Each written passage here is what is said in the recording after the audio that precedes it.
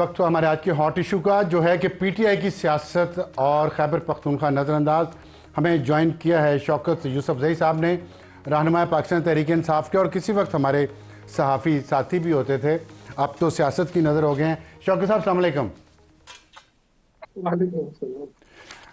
आपने हमारे आज के हॉट इशू का टॉपिक तो सुन ही लिया होगा।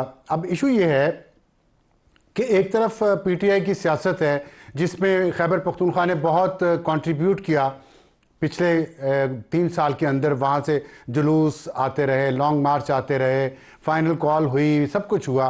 वहाँ की लीडरशिप भी इसमें मौजूद थी और वो लीड भी कर रही थी। अब इशू ये है कि लोगों की शिकायत है, वहाँ की अपोजिशन भी ये कह रही है कि खैबर पख्तूनख्वा नज़रअंदाज हो गया है। वहाँ जो अमन अमान की सूरत हाल है और वहाँ पे जो सरकारी मुलाजमीन हैं उनके अंदर जो बेचैनी है, बार बार वो मुजाहरे कर रहे हैं, उन पे आपकी हुकूमत तशद्दुद भी करती है लेकिन उनके मुतालबात पूरी नहीं हो रहे। बिजली चोरी हो रही है, अमन अमान की सूरत हाल ख़राब है, बेरोज़गारी है, हॉस्पिटल स्कूल्स के हालात ठीक नहीं हैं। इस पर बताएंगे कि यह इल्ज़ाम आप पे दुरुस्त है कि आपकी जो हुकूमत है खैबर पख्तूनख्वा की, जिसको 12 साल हो गए हैं, वो सियासत की नज़र हो गई है और अवाम सफ़र कर रहे हैं? बिस्मिल्लाह, बहुत शुक्रिया।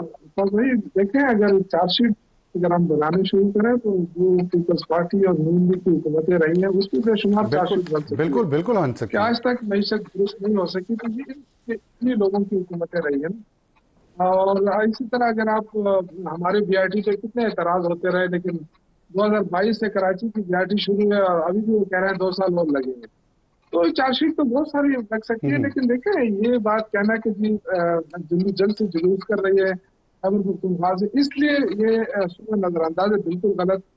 मैं आपको अगर अवामी उसको बताऊं कि यहाँ पे लोगों के लिए क्या हो रहा है, आप सिर्फ एक हेल्थ के सिस्टम को ही देख लें तो 20 अरब रुपए अभी तक इस 11 महीने में लग चुके हैं और 7 लाख लोगों को फ्री इलाज हो रहा है।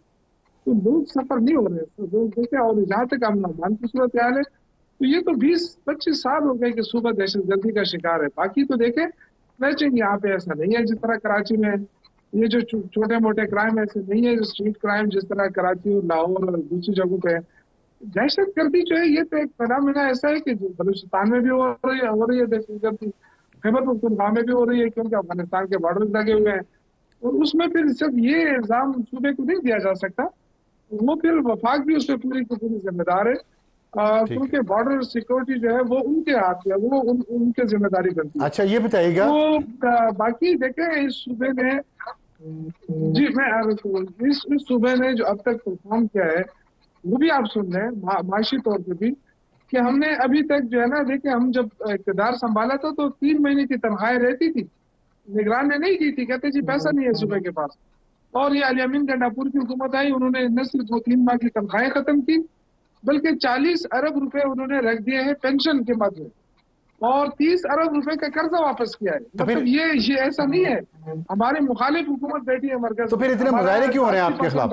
आपके खिलाफ पेशावर में इतने मुजाहरे क्यों हो रहे हैं सरकारी मुलाजमीन के भी और टीचर्स के भी? वो क्यों मुजाहरे कर रहे हैं अगर आपने इतना उनके लिए खजानों के मुंह खोल दिए हैं?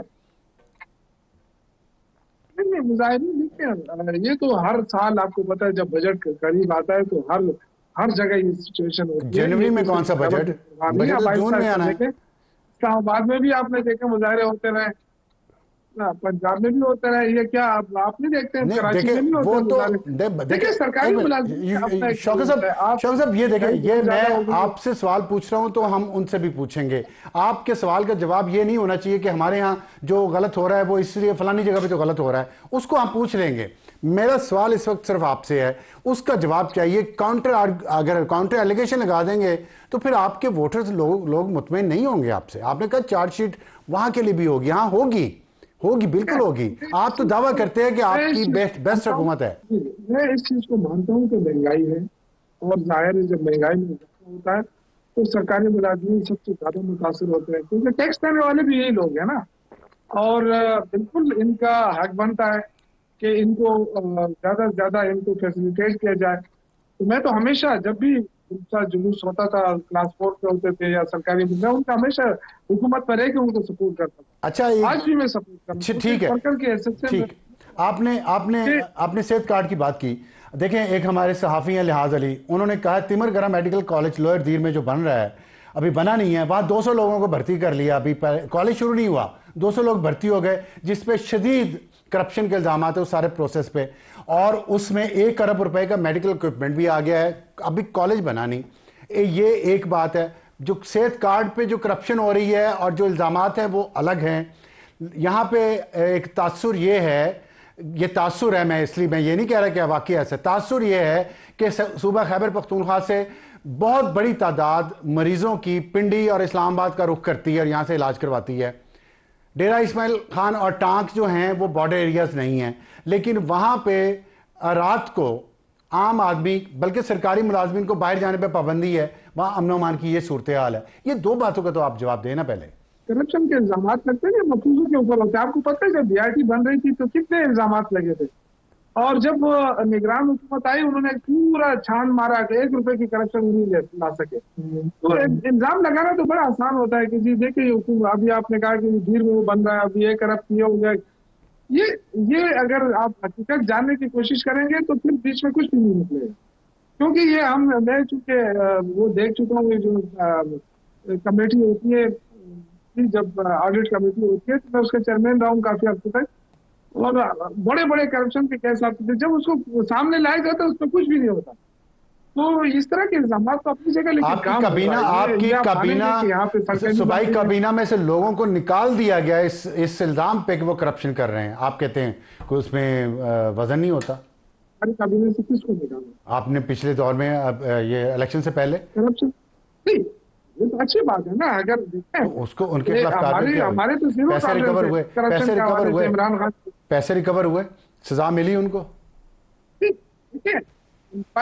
देखिए इंक्वायरियां होती रही है, बिल्कुल। जब देखिए जब सिर्फ इल्जाम भी लगे ना करप्शन का, तो इमरान खान ने तो ऐसा चीज कभी किसी को माफ नहीं किया। आप कह रहे हैं अभी देखें, मैं इसको कंफर्म नहीं कर सकता, लेकिन मिशाल यूसुफजई पे ये इल्जामात लग रहे हैं जब से बुशरा बीबी पेशावर गई हैं, इसी तरह के। ये अब आप मुझे बताइए, अगर तासुर बन रहा है तो उसके पीछे कुछ ना कुछ तो होगा ना। ये खैबर पख्तूनख्वा से ये तासुर निकल रहा है बाहर।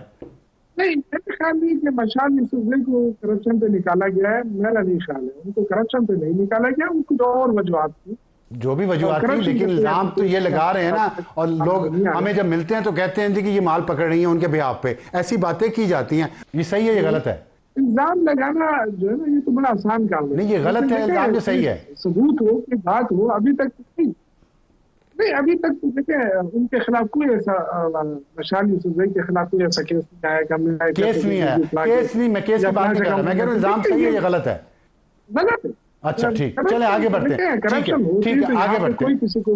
ओके, आगे बढ़ते हैं। मौलाना फजल रहमान साहब ने फरमाया कि केपी में हुकूमत नाम की कोई चीज़ नहीं है, अमन अमान की सूरत हाल इंतहाई ख़राब है। आप मौलाना फजल रहमान आपके इत्तेहादी भी हैं किसी तरीके से, बहुत बड़े लीडर हैं, खैबर पख्तूनख्वा से हैं, वो ये बात कर रहे हैं, तो अब आप इसको तो इल्ज़ाम नहीं कह सकते ना। देखिए मौलाना फजल रहमान साहब तो आज हुकूमत हवाले कर दे तो सब ठीक होगा। जब हुकूमत तो नहीं होता तो कुछ भी ठीक नहीं होता। यही जब वो पीडीएम के सरबराह थे तो फिर पीपल्स पार्टी भी अच्छी जा रही थी, नींद भी अच्छी जा रही थी, लेकिन आज वो दोनों उनके क्योंकि वहां से निकल चुके हैं तो वो दोनों उनसे अब बुरे लग रहे हैं। तो मौलाना फजल रहमान साहब की बात गलत है? अपोजिशन उनका हक है, वो अपोजिशन में उनका हक है कि वो ये बात करे। देखिए ना, कुर्रम में कितने लोग मारे गए, अभी भी वहां पे रास्ता खुल नहीं सका, डिप्टी कमिश्नर पे फायरिंग हुई। अब आप कह देते हैं कि वो बॉर्डर एरिया, वहां पे मटर का रेट इस वक्त, मटर का 750 रुपए किलो है, प्याज 600 रुपए किलो, टमाटर 450, गोभी 500, गोभी 500 रुपए। ये वहां लोगों के कहां से खरीदेंगे? कुर्रम का इशू जो है ना, वो अभी जितना फोकस किया जा रहा है, आपको पता है पूरे मतलब सिक्योरिटी इदारे सब मिलकर लगे हुए हैं। ये कोई आम इशू नहीं है, हमारे अपने लोगों का इशू है। उसमें कुछ शतरसन अनासर घुस आए हैं, उनको देखिए। मैंने आपको कहा कि क्योंकि अब बॉर्डर करीब है, दहशतगर्दी के वाकयात होते हैं, लेकिन जो मुकामी लोग हैं वो शतपसंदी नहीं कर रहे हैं। नहीं, ठीक है, ना हम उन पे अंदाजुन, लेकिन अब महंगाई का आप आलम देखें ना, लोग वहां उनका रोजगार खत्म है, महंगाई इतनी ज्यादा है। आप अंदाजा लगाएं, कोई सोच सकते हैं मटर 750 रुपए किलो, इतने महंगे किस चीज के कीमती वो हीरे? भाई जब दहशतगर्दी के खिलाफ जंग हो रही थी तो आपको पता है कि स्वात से पूरा डिसलोकेट हो गया था, स्वात के लोग।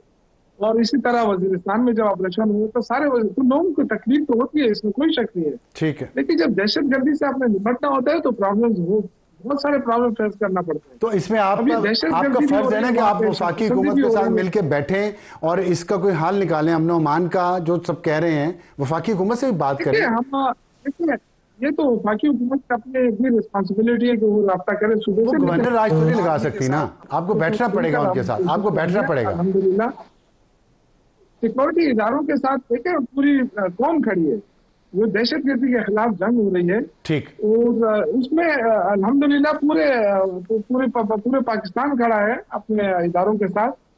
तो ऐसी बात नहीं है कि मतलब इदारे कोई वो है, हम इदारों के साथ मिलकर काम कर रहे हैं। जो इस वक्त आर्मी है, हमारी पुलिस है, वो लगी है, टारगेटेड ऑपरेशन भी हो रहा है। तो देखिए हजूम में काम करना बहुत मुश्किल होता है। ठीक है, अब अगर जिस तरह हमारा 26 नवंबर को हमारे एहतजाज को जिस तरीके से सफाया किया गया उस तरह तो हम नहीं कर सकते ना। ठीक है, बहुत शुक्रिया अपने लोग समझते हैं। शौकत यूसुफजई साहब हमसे बात करने का। और ये बहुत अहम एडिटोरियल हमारे पाकिस्तान के बच्चों के बारे में जो दिन ब दिन गैर महफूज होते जा रहे हैं, और इसमें बदकिस्मती से पूरे मुल्क में यही हालात हैं।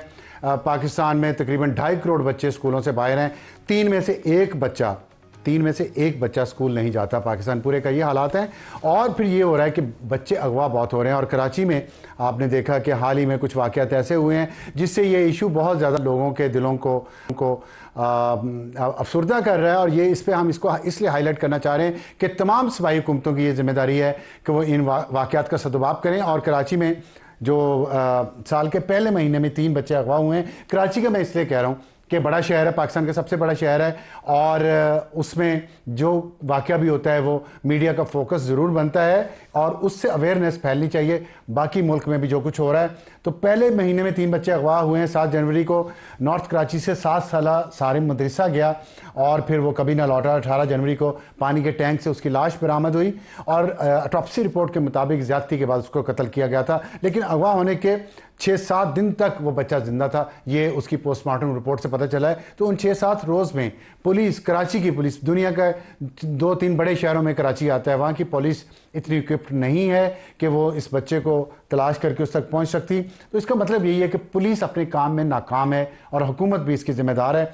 और फिर इसके बाद ये हुआ कि 14 जनवरी को भी 2 बच्चे कराची में, 5 साला आलियान और 6 साला अली रज़ा, गार्डन वेस्ट के इलाके से लापता हैं और अभी तक उन बच्चों का कोई पता नहीं चल सका। और पुलिस की जानिब से इस वाक़े को अगवा की बजाय गुमशुदगी का वाक़या कहा जा रहा है और 5 लाख रुपए इनाम भी रखा गया है। सिंध पुलिस का बजट जो है साल का 2024-25 का वो 172 अरब रुपए है। बजट बहुत ज़्यादा है, लेकिन पुलिस और रेंजर्स कराची को महफूज बनाने में मुकम्मल नाकाम है। इसकी वजह क्या है? और बजट तकरीब में जो चीफ मिनिस्टर सिंध ने कहा था कि 3.5 अरब रुपए के कैमरे खरीदे गए हैं। उन कैमरों का काम यह था कि वो जराइम को कम करने में कुछ अमल करते, लेकिन लगता है कि उन सिक्योरिटी कैमरों की मदद से कुछ भी साबित नहीं हो सका। और ये नाअहली है हुकूमत की, लेकिन ये नाअहली सिर्फ कराची तक महदूद नहीं। साहिल के एक NGOs की रिपोर्ट के मुताबिक पाकिस्तान में हर रोज़ 10 बच्चों के साथ ज़्यादती होती है जो रिपोर्ट होते हैं वाक़यात। और 2024 के पहले 6 महीनों में